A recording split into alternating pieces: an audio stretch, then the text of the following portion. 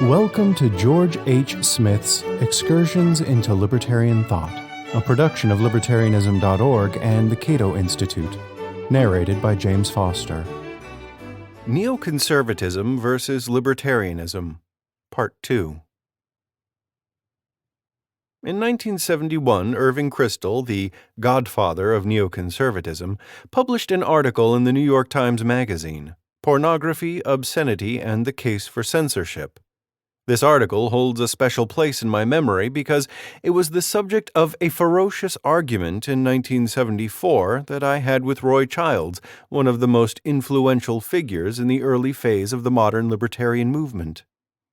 Our argument per se was of no consequence. We remained close friends until Roy's untimely death in 1992, but the intellectual factors that contributed to our disagreement are directly relevant to a key question. How fundamental are the differences between neoconservatism and libertarianism? It will take a while to explain what precipitated my argument with Roy, so please bear with me. In late 1974, around a year after I had moved from Hollywood back to Tucson, I asked Roy to serve as best man at my wedding. Roy agreed, so I sent him plane tickets. Shortly before all this occurred, the first issue of Libertarian Review, October 1974, was published. This issue contained Roy's review of Irving Kristol's On the Democratic Idea in America, an anthology that includes Kristol's previously mentioned article on censorship. It was Roy's favorable review that occasioned our argument in Tucson. I accused Roy of sucking up to Kristol, and Roy did not respond well to my unfortunate choice of words. Things got ugly after that. I knew of Roy's plan to review Kristol's book. He'd mentioned it to me some time earlier while we were both living in Hollywood. I knew nothing about Kristol at the time, so Roy explained that though Kristol was not a libertarian, he might be persuaded to the libertarian point of view. This was more than idle speculation. Roy, as usual, had a plan. Roy had written a prize-winning essay, The Defense of Capitalism in Our Time, that won him a trip to the 1975 meeting of the Mont Pelerin Society in Brussels, where he would present his paper for a distinguished audience that included Irving Kristol. Roy's paper began, In an address before the Mont Pelerin Society, social philosopher Irving Kristol has given us a searching and challenging account of the moral dilemma of our time, of the contemporary dispute and conflict between capitalism and socialism, and nihilism. Kristol's thesis is a paradoxical one. In briefest essence, Kristol maintains that while the advocates of capitalism and bourgeois liberal society are winning the battles, they are losing the war for liberty and a free market society against the onslaught of opposing ideologies and the encroaching power of the state. Roy's paper was part of his grand design to convert Irving Kristol. So, in my opinion, was his L.R. Review, published before he delivered his paper in Brussels. Roy hoped to show how libertarianism could solve the moral dilemma of our time and thereby win a sympathetic hearing and perhaps outright agreement from Kristol. As I said, I knew nothing about Kristol before I read Roy's review of The Democratic Idea in America. His praise for the book was high indeed. On the Democratic Idea in America is a collection of 8 of Kristol's major essays published during the last 7 years. Every one of them, without exception, is brilliant, probing, and profound.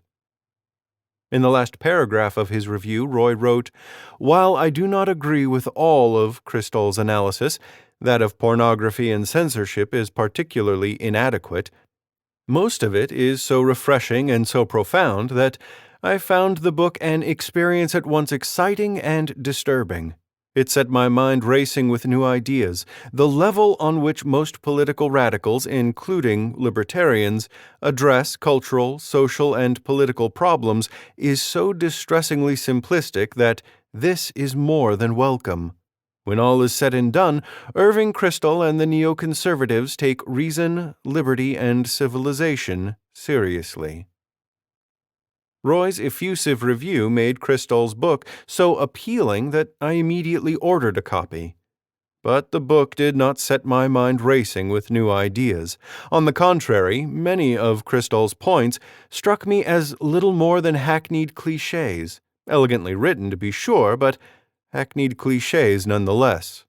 If anyone was simplistic about matters pertaining to culture and values, it was surely Irving Kristol. I felt mildly annoyed while reading the first few essays, but my mood quickly changed to disgust upon reading Pornography, Obscenity, and the Case for Censorship. A treatment that Roy described as inadequate was nothing less than an unvarnished defense of censorship, not only of pornographic photographs and movies, but also of obscene art and literature. As Kristol put it, and lest there be any misunderstanding as to what I am saying, I will put it as bluntly as possible. If you care for the quality of life in our American democracy, then you have to be for censorship. This was the issue that provoked my argument with Roy. For Kristol to defend censorship was bad enough, but his claim that opponents of censorship do not care about the quality of life in America was at once ignorant and arrogant.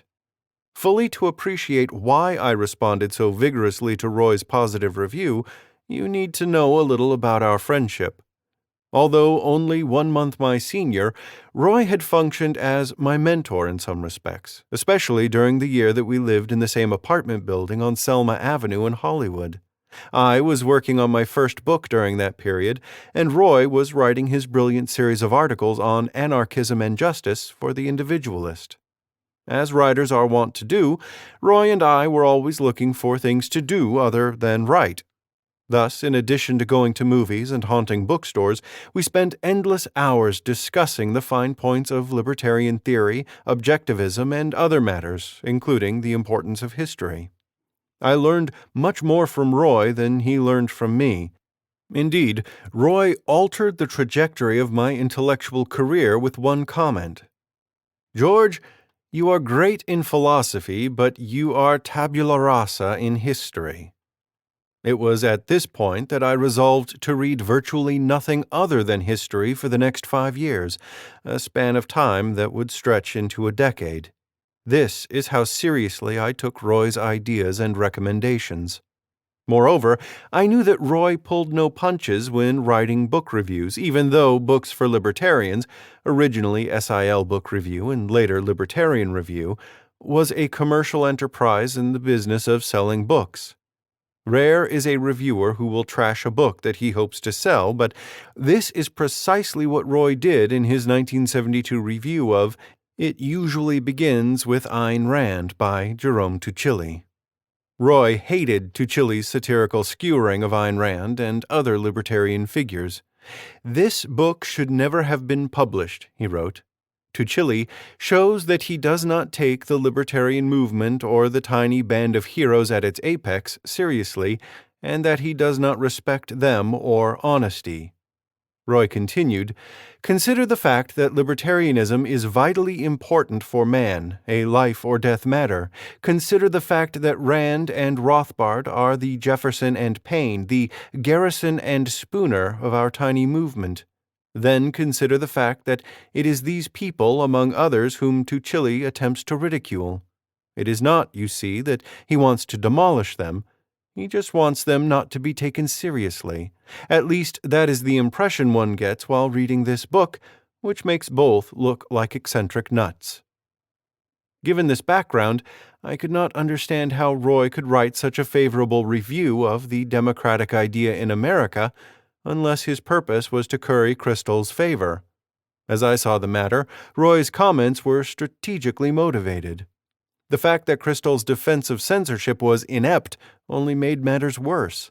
Kristol's arguments, which were as far removed from brilliant, probing, and profound as it is possible to get, appeared sleazy to me. It was the sort of performance that I expected the Roy I knew to call rat poison.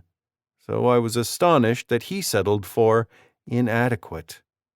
Roy stood his ground, always looking for bridges to build between the libertarian movement and other movements on both ends of the political spectrum.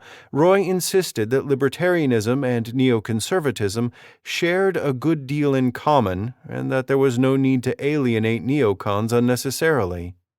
I maintained, in contrast, that the differences between neoconservatism and libertarianism were fundamental and irreconcilable. Any similarities between the two ideologies were relatively superficial.